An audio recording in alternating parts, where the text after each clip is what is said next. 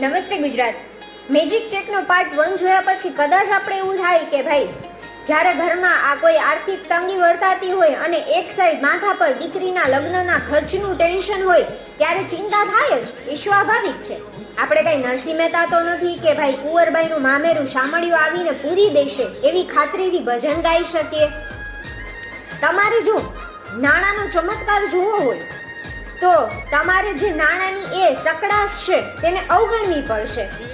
આ પહેલી શરત છે કે તમારે ચિંતાને નજરઅંદાજ કરવી પડશે, કારણ કે ચિંતા અને કૃતજ્ઞતા એક સાથે સંભવિત નથી. તમારી પાસે જે કંઈ પણ સંપત્તિ છે તેને માટે તમે જ્યારે કૃતજ્ઞતા વ્યક્ત કરવા ઈચ્છો તો તમારે ત્યારે મનમાંથી જે કંઈ પણ આશંકા, ડર, ઈર્ષા કે આવા કોઈ પણ અભાવ છે તેને દૂર કરવા પડશે. તમારા મનમાં ચાલતી કોઈ પણ નકારાત્મક ગળમત